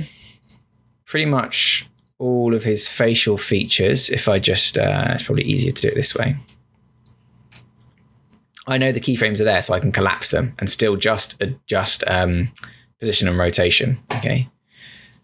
His brows, his nose, his pupils, his eyes, and his face will generally get pushed the opposite way of the spin. That means his ear on that side is going to come in and on that side is going to come out as if he's turning his head a little bit. Yeah. Boom. So now as he rises through the air, you'll see him turning a little bit into the spin. He's going to start coming out of the spin as he begins to drop. And then he's hit by this point. Okay. So by this point, we could just clone all of these keyframes, which I'll give it a go and see if it happens. If you don't want to clone, then you can just position them manually. So he's starting to fall again. And as he's starting to fall again, all these shapes are beginning to rise. Whoop, boom. And then we'll clone these again. Again, you can just copy paste them, but as you can see, it saves me so much time. Just being able to select these here and going 1, 2, 3 and hitting clone. If I copied several layers worth with Control C and then let's just save it first, Control V, you'll notice that it just duplicates the layers. If I did Control C and Control V on a single layer, it works. What clone allows you to do is just do it from all the layers. Okay. So the impact, bam. And now by 4 seconds, which is the end of our animation, which again, as you can remember, he's rising up again at this point. Okay. All we need to do is just go back to our first keyframes and copy and paste them. Because then by that point, he's completely settled. So we've got him falling. He looks down, impact, boff, he squishes. I'm going to add something to that impact. I think we're going to add his ears going upwards as he tilts his head down. Boff. Oh no, sorry, his ears would go down, wouldn't they? Maybe we'll rotate them a little bit too. Actually, no, we haven't done rotation on these yet, so. Then by here, his ears will be back to normal. Good. Turns his head into the spin, lands, boffs down again. So again, at this point, we will sync the ears. And then maybe over here, we'll have them just bounce back up. Is that in line with the rest? We haven't done any of the rest bouncing back up yet because we haven't copied any of those frames bouncing back up. So we'll just copy the bouncing back up frames or the overlap frames. This time we'll have it be a little bit quicker. Why not? Just because that's where I place the rest of the frames. Bam. Actually, that looks terrible. Let's move them out a bit more. There you go. His ears go a bit mad, but boom. I think that looks good. Boom. Cool.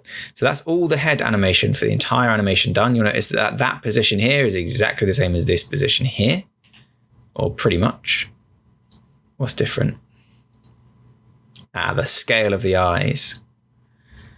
So we'll go here and we'll take IL and IR.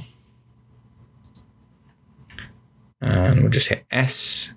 And yep, you can see that I haven't copied those scale keyframes from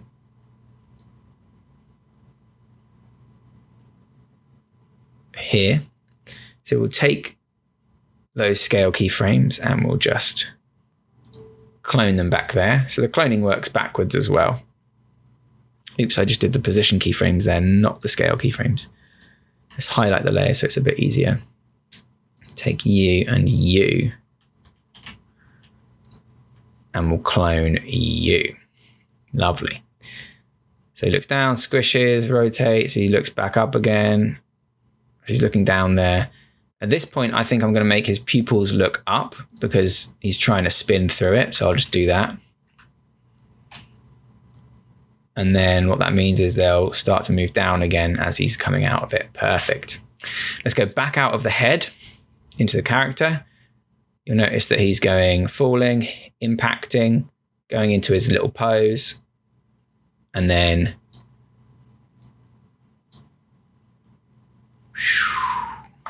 needs to go back now on his main view. So we've done all of the head animation inside there. We've gone a bit ahead of ourselves. Ahead of ourselves on the head animation. But what we need now is just these keyframes again. So again, I'll copy them. In fact, no, I won't copy them. I've done a lot of copying, and I need to prove to you guys that you don't need this cloning thing. So here at this point, we know that he's at the lowest point of his arc. Okay, so we'll take all these keyframes again. So we know we've got everything, and we'll just position him back at the lowest point. So the lowest point here, his arms are down, everything's down. We just need to recreate this pose. So as you can see, I can just grab the layers that I need. Like for example, let's do his legs first. I can go leg R, which has shorts R attached to it, and I can rotate those in. I think I did it to like 3 degrees, so we'll do that. Just need to grab his toes, settle those out a bit, move his knee in. Oops, that's not his knee. Move his ankle in a bit. Do the same thing on the other leg here. So So we have shorts left. We'll change the rotation value of that to 3. He's got crossed legs here, which is a bit interesting. I think he's going to fall over. So we'll take the left leg, toes and ankle. And we'll just position them in place. Now his left shorts need to come up because I remember we squished him. So he started to come in. We can check the progress of that. As he starts to straighten out his legs, they're coming in at the last minute. Boom, nice. His arms at this point would be down. So we're going to take the sleeves.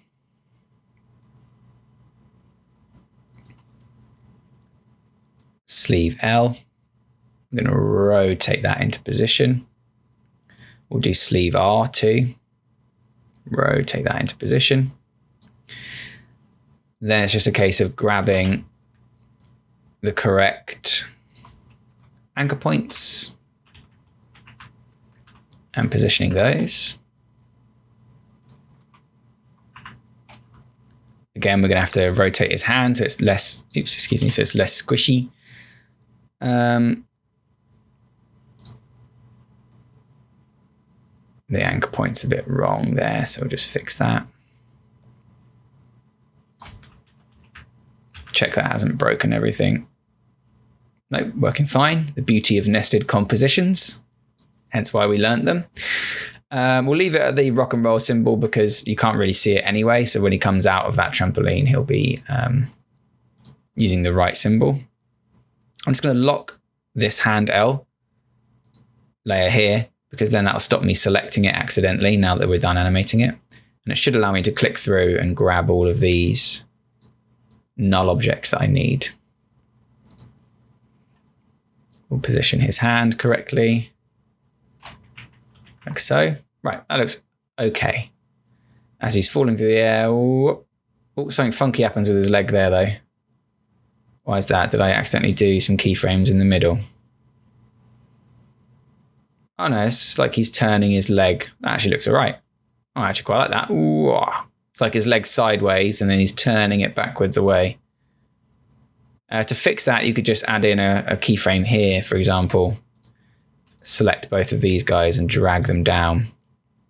And then you can see that he's turning his leg a bit better without it shrinking. So you could just add it in like that.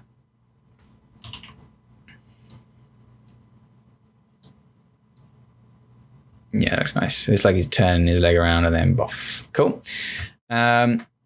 Then he just needs to start rising back up into his original position, which I will copy because you've just seen me prove that I don't need to use this copy. It just saves me time. Clone, boff, original position again. Okay. And now, apart from the trampoline, let's take a look.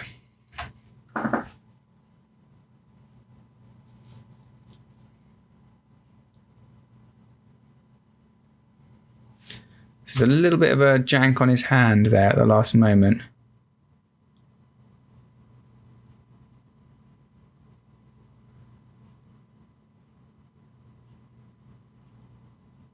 So that isn't exactly the same as that because why? Because of the rotation of each keyframe. So let's fix that. So it seems that this hand as well, if we select that layer, press U to bring up all the keyframes, we've got a rotational value. No, yeah, we've got a rotational value that's a little bit different. So that's 23 and that's 0. So we'd want that one to be 0. That's easily fixed. This one, however, is our other hand. Let's open up all the keyframes with U, which is obviously none. So let's go inside it. Here we've got 0, 0, and here we've got, again, 15. So it just needs to be that between there and there, we just rotate this hand back to 15. And let's also split this layer. Sorry, excuse me. Let's drag this layer out, split that layer, pop it on top. And then halfway between the transition, his finger turns back. Okay, nice. Character, main, loop. Boing, wee. Boing, boing, wee. Cool. That still looks a bit silly. I think he needs to be rotating a bit later and slower. So let's crank that out so it takes longer to settle. And let's flatten out that curve a bit.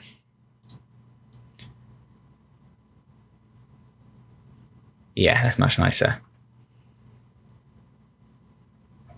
Maybe a bit quicker, so it's still got that oomph to it. Nice, that looks good. Okay, great. So the last thing to do then is the trampoline and to add a quick background. So nicely, we know that the trampoline's lowest points are at 1 and 3. Really easy. Let's go inside the trampoline. His impact point is at 1 second. So we'll reduce this down to 4 seconds in length. Trim composition to work area. So at 1 second, we need both trampoline top and trampoline bot to have path adjustment keyframes. So we'll twirl both those down to path and we'll keyframe it and keyframe it. And the rest of these probably don't need animating. So we'll find the point where he impacts, which I believe is frame 27. That's where he starts impacting. So we'll keyframe both of those. By this point, he's at the lowest point of his animation. So we'll take trampoline bot. We'll click on that one path adjustment and we'll just sync it until it looks like it's where his legs would be, which is probably going to be off screen, let's be honest. So let's take it all the way off screen. Nice.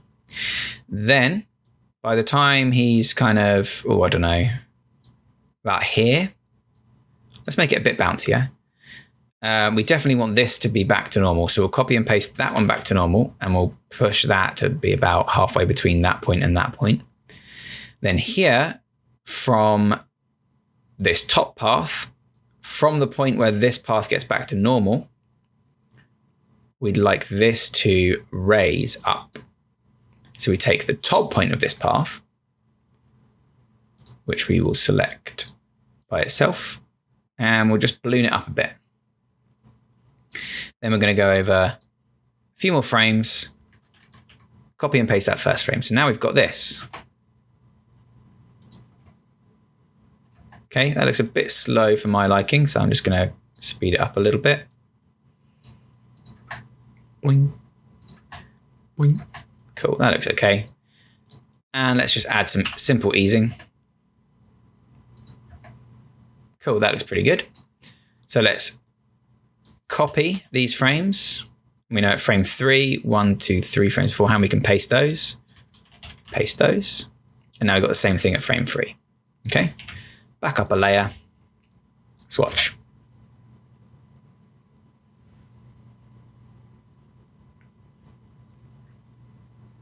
Cool, that looks pretty good. Let's quickly add a background and we can do away with this composition now. So we can just close that one and we've just got our main composition back because we're pretty much finished. I'm gonna add a really simple background in. I'm just gonna do some mountains. Like so. I'll bring back my color palette and I'll just temporarily hide my character.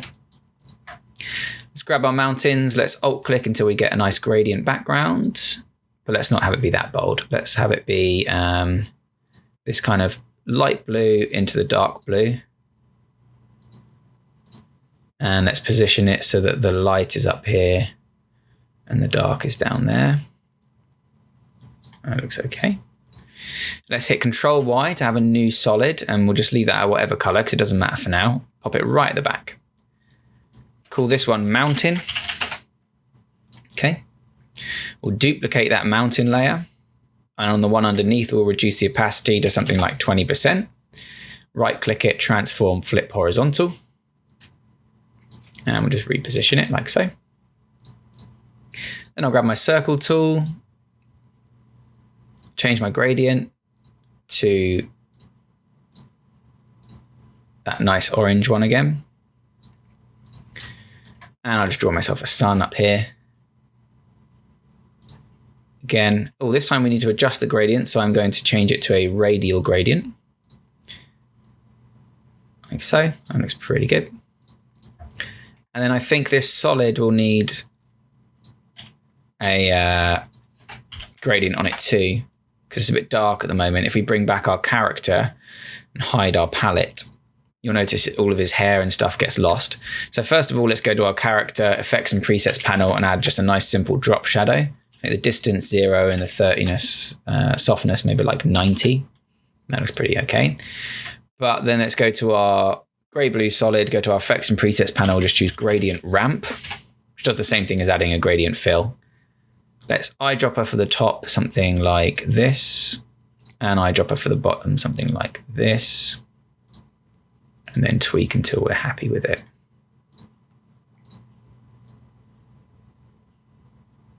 That looks pretty okay. All right, now I think that's done, but the last thing I did in the other animation was to, first of all, was to take our character's drop shadow, apply it to the trampoline too. But on the trampoline, I adjusted the distance and the angle so that it's perfectly down and wasn't quite so big or see-through.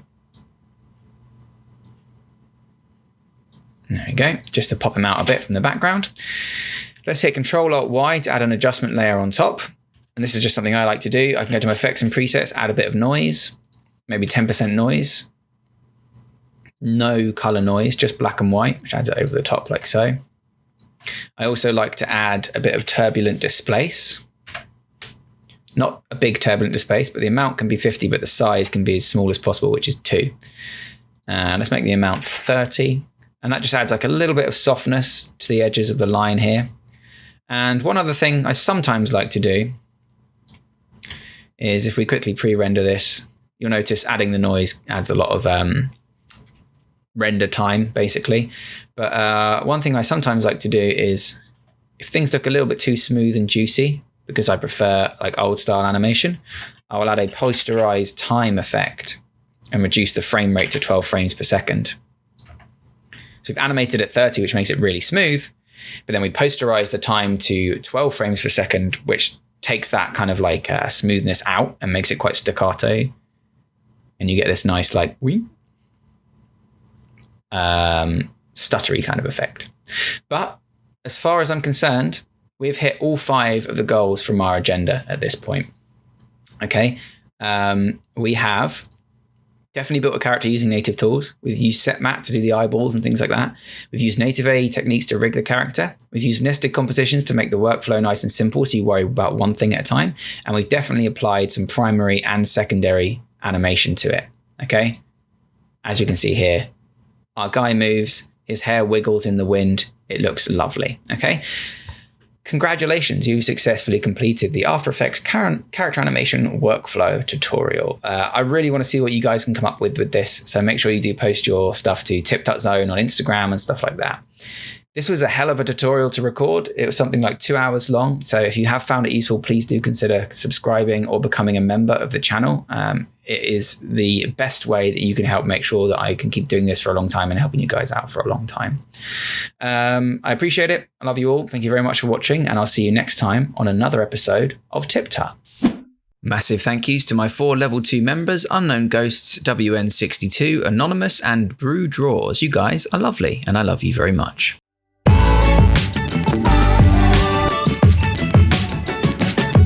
Remember to subscribe for more tips, tricks, and tutorials. Thanks for watching.